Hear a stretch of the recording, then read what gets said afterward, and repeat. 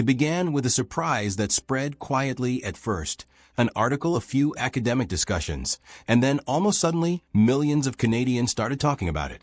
The discovery was simple, but it struck a deep emotional chord. Harvard professors had expressed admiration for the way Filipinos speak English.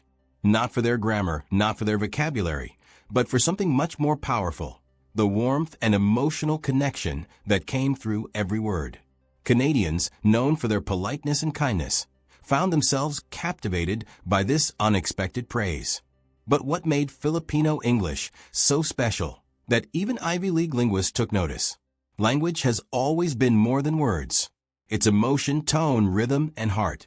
And when Harvard researchers began studying how different cultures express empathy in English, they found that the Filipino way of speaking carried an undeniable human warmth. It wasn't about perfect accent or textbook pronunciation. It was about how words could feel like a smile, how a hello could sound like a hug. This discovery didn't just stay in the academic world. It started to ripple across classrooms, media, and even Canadian coffee shops where people began wondering, could the warmth of language actually change how we connect as humans? Many Canadians began recording themselves mimicking the soft, melodic rhythm of Filipino English, noticing how it instantly changed the tone of their conversations. Teachers in Toronto shared videos of students trying to adopt this tone when speaking English, not as imitation, but as inspiration. They noticed something remarkable.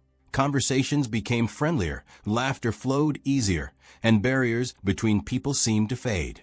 It made Canadians think deeply. Had they been focusing too much on sounding correct instead of sounding kind? One of the most fascinating moments came when a Harvard professor explained that Filipino English embodies linguistic empathy.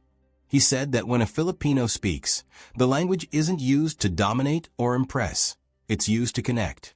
Imagine that English, a global language often seen as formal or rigid, softened and humanized through a Filipino voice.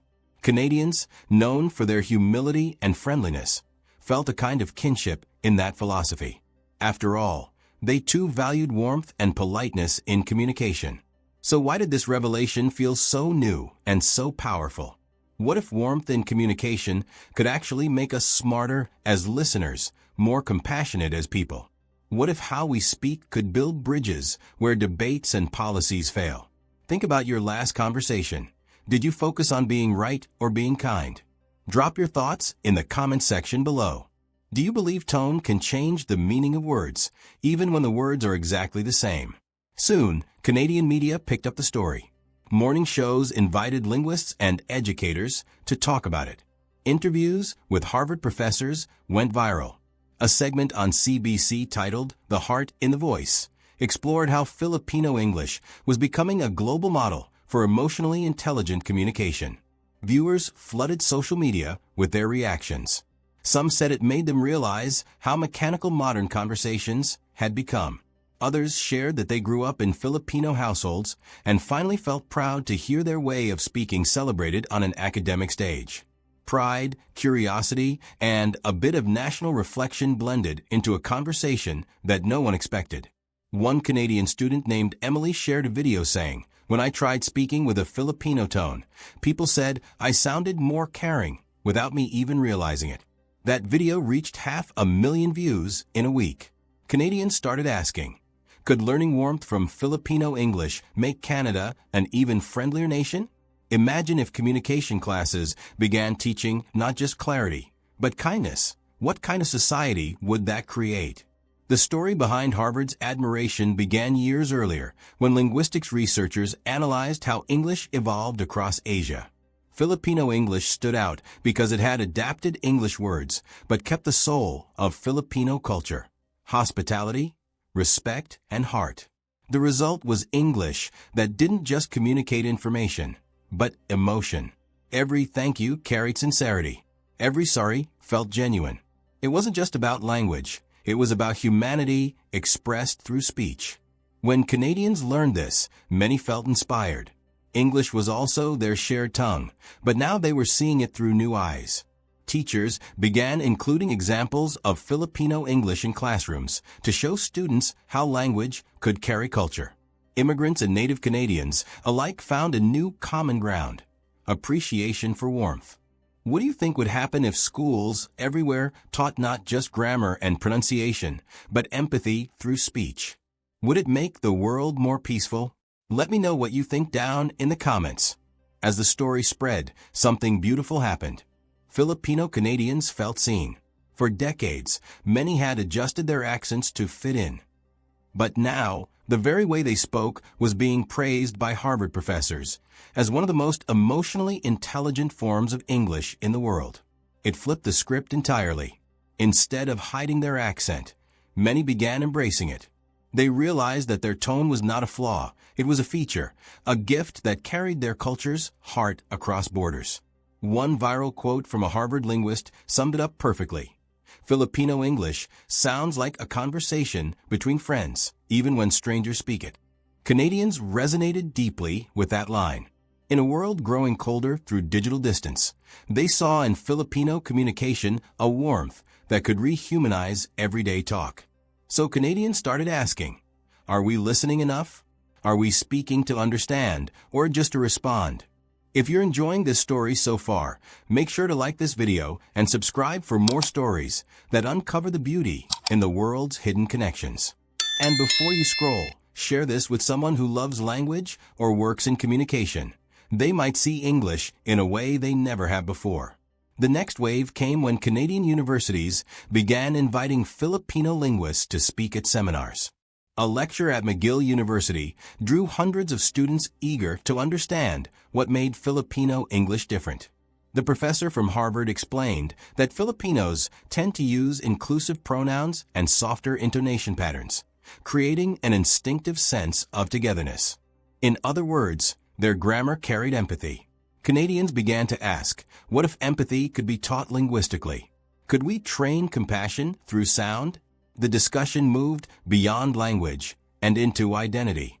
Canadians reflected on how language reflects national character. Politeness was already a cornerstone of Canadian communication.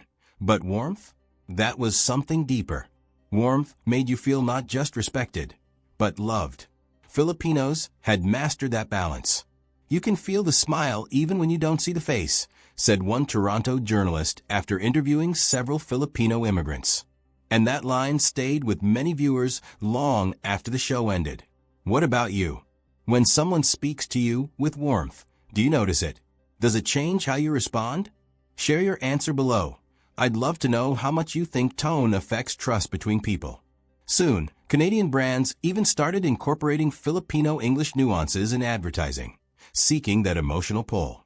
Airlines and banks began using softer, more personal tones in their campaigns. Harvard's findings had quietly started a cultural shift, and it wasn't just academic, it was practical.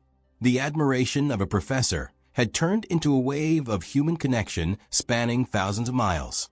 But what truly astonished people was how something as simple as the warmth of voice could break stereotypes. For decades, Western linguistics prioritized neutral accents. Now, Harvard professors were arguing that neutrality might not be ideal, that maybe emotional tone mattered more than accent. Canadians began to rethink their own perception of proper English. Could it be that the most perfect English wasn't the one from textbooks, but the one that touched hearts? As this revelation deepened, more Canadians began exploring Filipino media, listening to radio hosts, watching interviews, even tuning into teleseries to hear the rhythm of Filipino English. Many described it as musical and comforting. There was laughter, rhythm, and a sense of presence in the way words flowed. It didn't feel forced, it felt human.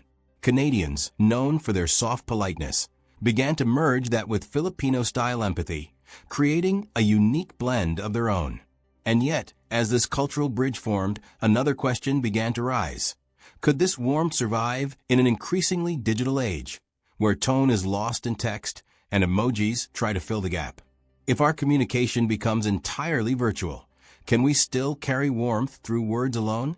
Think about that for a moment, and let me know what you think in the comments below. Can warmth survive in the age of AI and automation?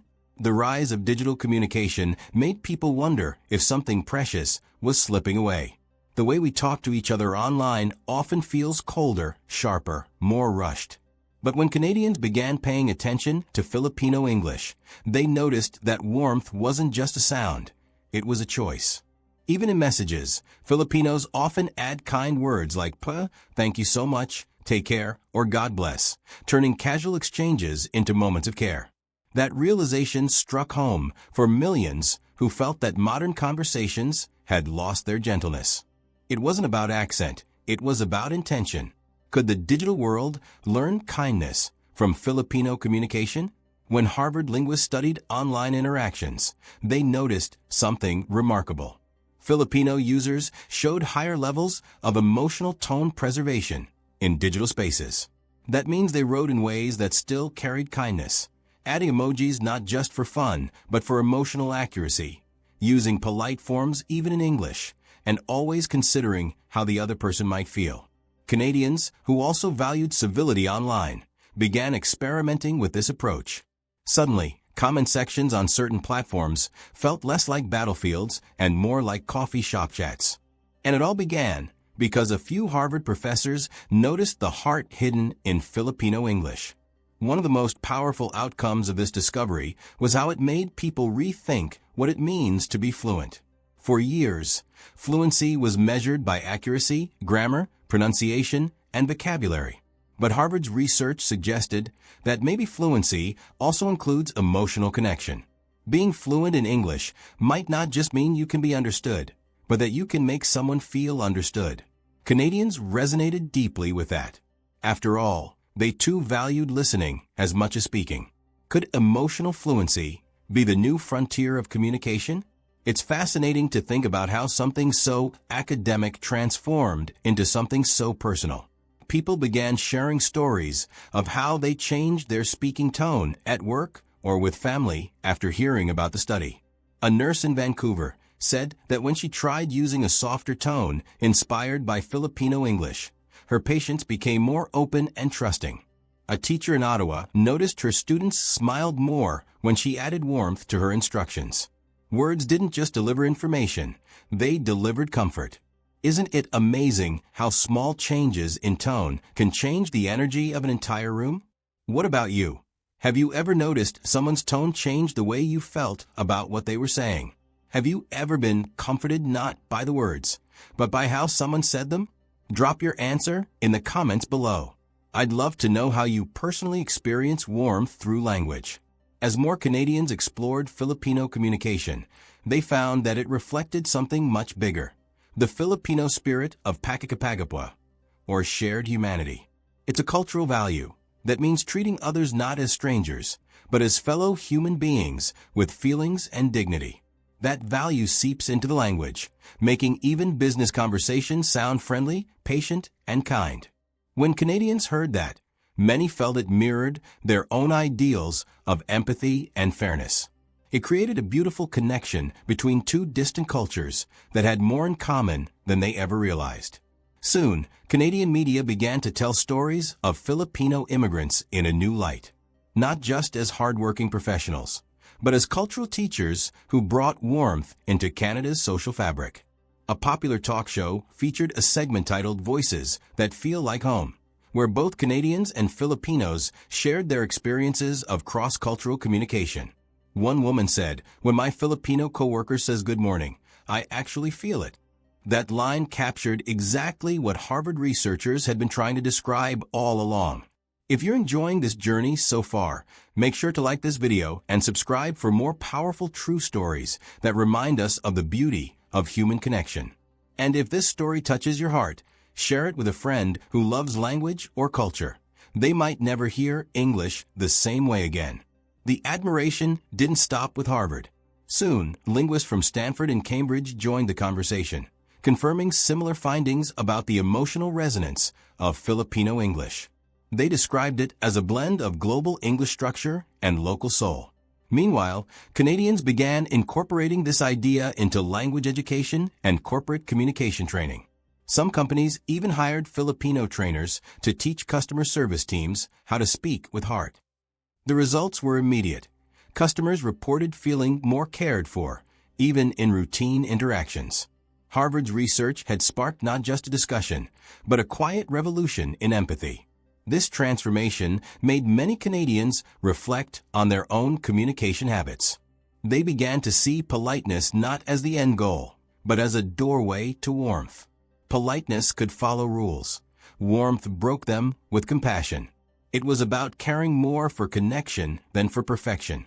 And that shift was contagious. Students spoke more softly, customer service agents listened longer, and even public officials began to use gentler tones in their speeches. Can you imagine how different our world would be if leaders everywhere spoke with both intelligence and heart? The story took another turn when social scientists joined the conversation. They pointed out that communication styles can actually shape national mood. Societies that speak warmly tend to report higher levels of happiness and trust. That insight fascinated Canadians, who are known globally for kindness. It made them realize that warmth might not just be a cultural trait, it could be a national strength to nurture. Could Canada become even more connected by learning from the Philippines' linguistic heart? Meanwhile, Filipino communities across Canada felt an overwhelming sense of pride.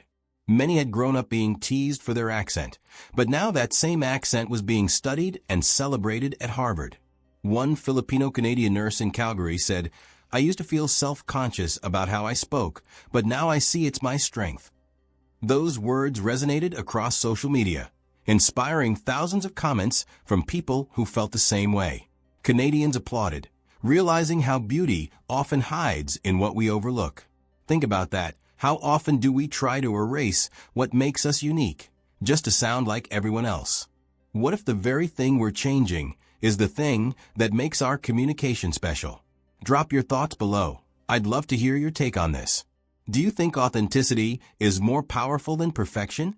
As Harvard's findings continued to make headlines, more Canadians started to see English not just as a tool, but as a bridge between hearts, between histories, between nations. They realized that when language carries warmth, it heals more than it divides. For some, it even became personal healing. Immigrants who once felt invisible now felt celebrated.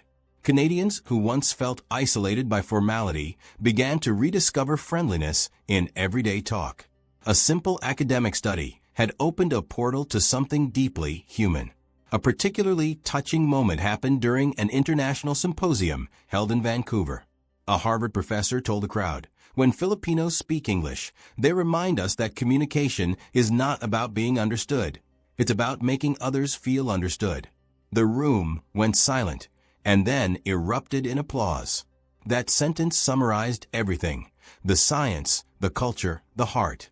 Canadians carried that line home, thinking about how every conversation could be a chance to show kindness. If this story has made you reflect on how you speak, take a moment to share it with someone close to you. Let's spread warmth the way Filipino English does, gently, sincerely, and beautifully. And if you believe more people should hear stories like this, don't forget to like, subscribe, and join our growing community of curious minds who believe that kindness is the future of communication. In time, schools in Canada began organizing language with heart workshops inspired by Harvard study. These workshops invited Filipino speakers to share their approach to empathy in speech. Children learned to say words with feeling, not just correctness. They practiced speaking as if every sentence carried care. Parents reported that these workshops changed how their kids talked at home. Less arguing, more listening. The emotional power of Filipino English was no longer a theory. It was transforming families and classrooms alike. The story continued to ripple across generations. Older Canadians who had grown up during times of stricter communication norms began to soften their tones, learning from their younger, more open-minded peers. Filipino grandmothers in multicultural neighborhoods became language heroes, teaching warmth by example. Their simple greetings and gentle laughter began to represent something profound. That warmth is a universal language. And in that moment, Canadians and Filipinos found themselves speaking the same emotional dialect. But as every cultural shift does, it raised deeper questions. What does it really mean to admire another culture's way of speaking? Is it enough to imitate the tone, or must we also live the kindness behind it? Can language alone change a society's heart, or does it take action too? These questions left many Canadians pondering what kind of communicators they wanted to be. How about you? If you could change one thing about the way people talk today, what would it be? Let me know in the comments below. The story that started with Harvard professors observing warmth in Filipino English ended up revealing something universal. That warmth belongs to everyone. It isn't just in the Philippines or Canada or any one language. It's in the human desire to connect. Yet, the Filipino way of expressing it gave the world a living example of what it sounds like when empathy becomes habit, not effort. And Canadians, with their open hearts, were among the first to listen, learn, and pass it forward. Years later, those same Harvard researchers reflected on their work. They said it taught them a lesson beyond linguistics. We studied Filipino English, but what we really discovered was how kindness sounds. Canadians took that message to heart. Across classrooms, homes, and workplaces, people began to realize that every conversation was a chance to be more than correct. It was a chance to be compassionate. And that's how millions of Canadians learned that Harvard professors admired Filipino English not for its perfection, but for its humanity. A discovery that began in the walls of a university had become a movement of warmth stretching across oceans and cultures. It reminded everyone that the true power of language lies not in the words themselves, but in the love that carries them. Before you go, I want to ask you something. When people hear your voice, what do they feel? Do they feel distance, or do they feel welcome? Think about it. And if this story made you reflect, drop your answer in the comments, like this video, and share it with someone who needs a reminder that kindness is not just seen, it's heard.